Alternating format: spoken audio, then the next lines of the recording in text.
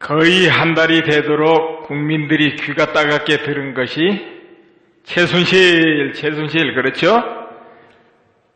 그리고 왠가 사건을 다 그 뒤에 최순실이가 있고 최순실이가 안을 내고 아이디어를 내고 최순실이가 지시한 것처럼 이렇게 언론에서 계속 나옵니다. 모두 카더라죠. 그랬다더라. 그런 거 아니겠냐. 이런 추측성인데 확증이란 거 없어요. 확증이 있을 수가 없죠. 냉정하게 보니까 내용이 없는 거예요. 그냥 뒷집에 아주머니들 길쌈하면서 이야기하는 그런 이야기들 막 떠드는 거예요, 이거. 근데 이게 뻥튀기가 되다 보니까 무엇이든지 최순실이가 엮는 거죠. 어디 사건만 있어도 그 최순실이가 연결된 거 아니냐. 또 누가 임명을 받아도 그거 최순실이가 그렇게 한 거 아니냐, 이런 식이죠. 이러다 보면은 어떤 부부 이혼해도 그 부부 최순실이가 끼어서 이혼한 거야, 이럴 판이에요. 수많은 언론기관, 방송 언론기관이죠. 이 방송 언론기관이 예전에는 한쪽에서 어떤 기사가 나면 또 한쪽에서는 그건 아닌 것 같다 수정하기도 하고 반박하기도 하고 그랬어요. 그런데 이번 사태는 완전히 100% 뚫뚫 뭉쳐가지고 무슨 단합대회 하듯이 박근혜 대통령을 공격합니다. 여러분 왜 그럴 것 같습니까? 이렇게 일치되기도 힘들거든요. 아마 언론 역사상 처음일 것 같네요. 왜 이렇게 일치될까요? 또 흔히 말하는 좌파 세력 100% 뚫뚫 뭉치죠? 한 건도 두 건도 다 뭉치잖아요. 다 뚫뚫 뭉치고 뜻이 일치되지 않습니까? 거기다가 국회의원까지 일치돼요. 왜 그러겠습니까? 언론부터 한번 분석해볼까요? 이건 내 생각이에요. 이거 결정적으로 뭐 증거가 있고 그런 건 아니죠. 우리가 이제 살펴서 그런 거 아니겠냐 이렇게 보는 거죠. 요즘 언론 힘든 것 같아요. 왜 그러냐면은 지금 신문 부수로 생활하고 회사 꾸려가기 어렵지 않습니까? 그런데 인터넷 안에서 경쟁하는데 그 안에 언론기관 얼마나 많습니까? 들어가 보세요. 여러분 듣도 못한 언론기관 수없이 많을 겁니다.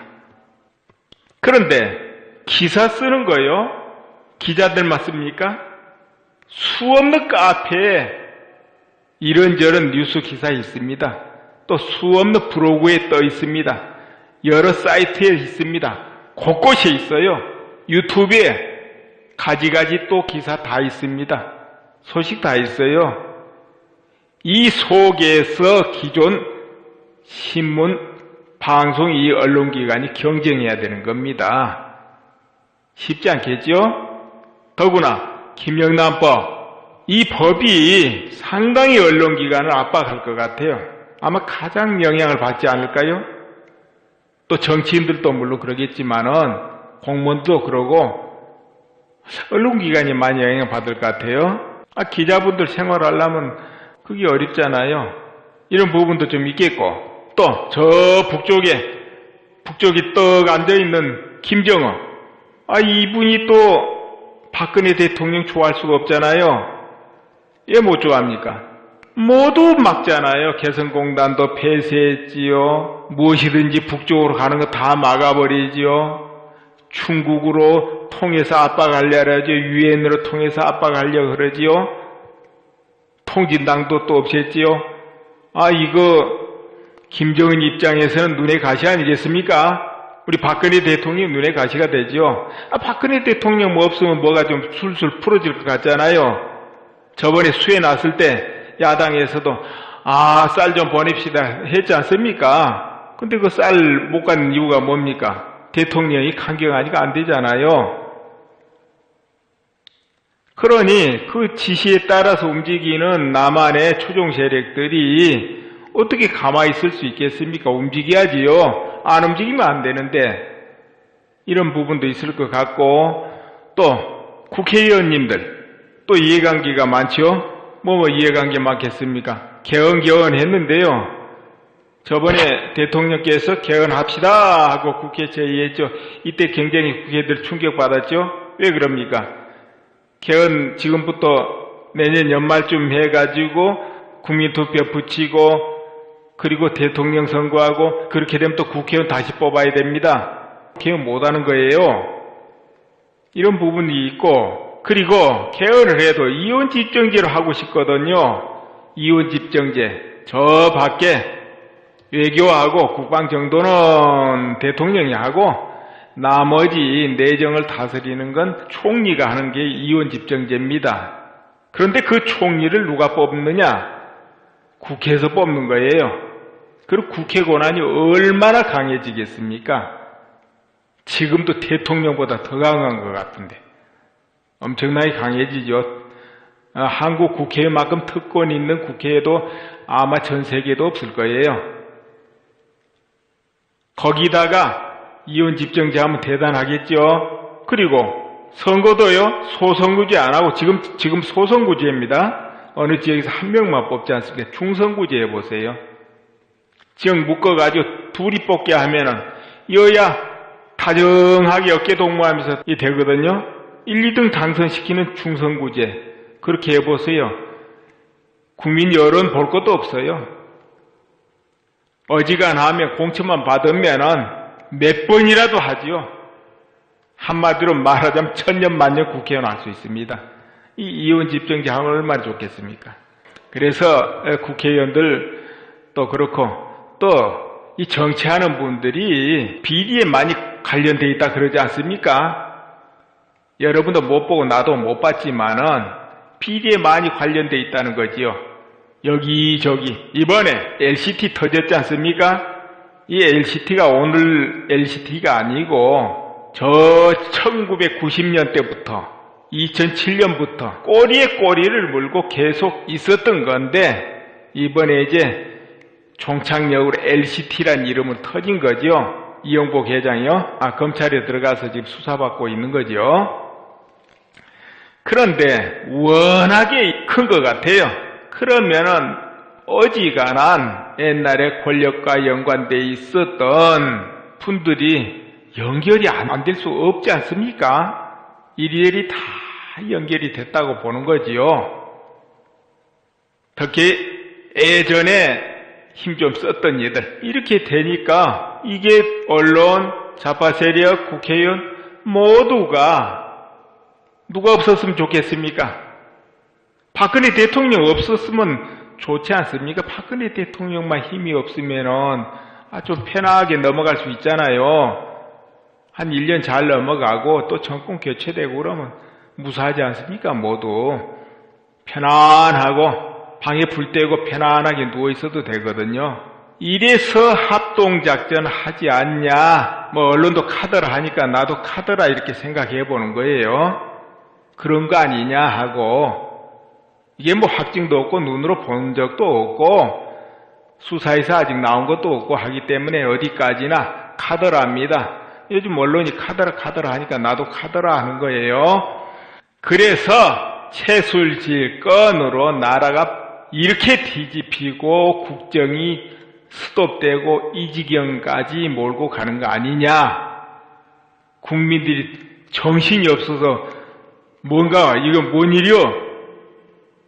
이렇게 만들지 않습니까? 국정농단 하면 이것이 국정농단 아니겠는가 싶어요. 최순실이가 국정농단을 한 게 아니고. 이런 거 있잖아요. 저 북쪽에서 고위층들이 많이 탈북을 해와서 한국에 왔습니다. 그럼 그분들이 그냥 맨손으로 오겠습니까? 정보 가지고 옵니다. 경찰총국 소속도 왔고 보위부 소속도 왔고 실제로 정보계통에서도 많이 왔으니까 그러면은 그 사람들이 어떤 정보 가지고 오겠습니까? 북한에서 성접대 받은 사람들 정보도 가져올 수 있고 북한 지시를 열심히 따르는 사람들 정보도 가지고 올 수 있고 여러 가지 아니겠습니까? 그럼 박근혜 대통령이 하나하나 터뜨려 가보세요. 그런 공포가 어디 있습니까? 마음먹고 터뜨리기 시작하면은 그렇게 되면 내임덕은커녕 두려움의 존재예요. 지금 잠시 주춤됐지만 박근혜 대통령 정신 차려가지고 강경하게, 아니 전에보다 훨씬 강경 모드로 치고 나가면은 일변해버릴 거예요. 물론 박근혜 대통령 미정하고 그러면은 어림도 없겠지만은 박근혜 대통령 이것저것 제껴놓고 놔버리고 강경 모드로 단계적으로 치고 가면 누가 정신 못 차리겠습니까? 오히려 지금 수많은 공격하는 쪽이 정신 못 차리지 않겠냐 이렇게 보고, 또 그리고 그래요. 모두가 일방적일 때는 반드시 뒤집힙니다. 그 말이 뭐냐면 언론기관이 서로 양분돼 가지고 주고받으면은 그래도 그게 좀 균형이 잡히잖아요. 그럼 관심사도 오래갑니다. 국민들 관심사도. 그러나 지금처럼 일방적으로 한쪽에 같이 서서 어느 쪽을 매도 공격할 때는 국민들은 금방 실증나고 짜증나요. 듣기 싫어해요. 뉴스 나오면 틀어버리는 거예요. 말 나오면 입 닫아버리고 짜증나니까. 간돌아 그만해라 이렇게 되죠. 지금 다 그러잖아요. 금방 뒤집혀요. 역풍으로. 일방적인 거는.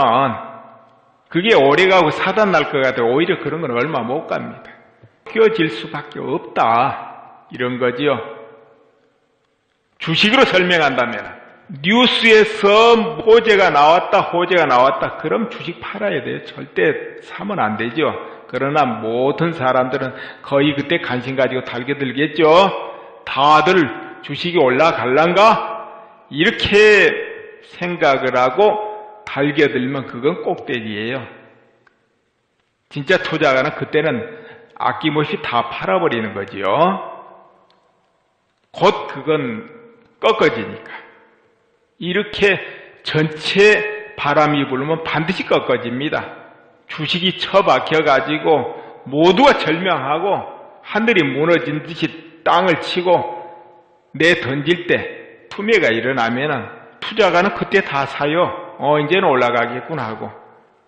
모든 사람 절망하고 있을 때 반드시 반대로 회전합니다.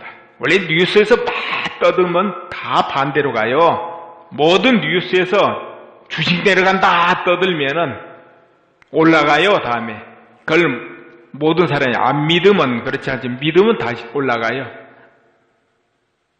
역풍이 불다 이렇게 보고 있고요. LCT 이런 거는 이제 수사해 봐야 되니까 이제 우리 국민은 구경하면 되겠죠. 구경하면 되고, 왜 이렇게 합동작전으로 그렇게 급하게 몰아치는가? 우리는 그 이유가 뭘까? 이라고 들여다봐야 돼요. 왜 저렇게 조급할까? 심지어는 언론에서 그러잖아요. 이제 일주일 안에 대통령이 결정을 해야 된다. 하야 결정을 해야 된다. 나를 잡아놓고 막 압박하잖아요. 아무 큰 근거도 없고 법적으로 헌법적으로 말도 안 되는데도 그러잖아요. 대통령이 왜 하야를 합니까? 하야할 이유가 없는데. 그리고 국민 여론이 5%니까 하야해라. 그 5%인지 30%인지 40%인지 누가 알아요? 여론조사 기관에서 사기를 쳤는지 1000명? 500명 가지고 전국의 여론이다. 그게 어디 있어요? 그게 요즘 여론조사 맞기는 합니까? 안 맞아요. 그것도 조작을 한 건지 어떤지 알 수가 있어요? 그런 걸로 대통령을 뗐다 붙였다 하면은 무슨 헌법이 필요 있고 무슨 선거가 필요 있습니까? 그건 법치국가에서 말이 안 되는 거지요. 대한민국은 그래도 선진국 소리 듣고 있지 않습니까? 법치국가잖아요. 그런데 그게 말이 됩니까? 또 시 좀 많이 나왔다고 대통령 간도해야 되고, 그럼 무슨 헌법이 필요 있어요? 시도 동원 잘하는 쪽에 자금 좀 넉넉하고 그러면 동원할 수 있는 거 아니에요, 그거? 예전에도 늘 동원했잖아요, 수시로. 근데 그것이 어떻게 여론이 됩니까? 그것으로 어떻게 대통령을 뗐다 붙였다 할 수 있겠어요?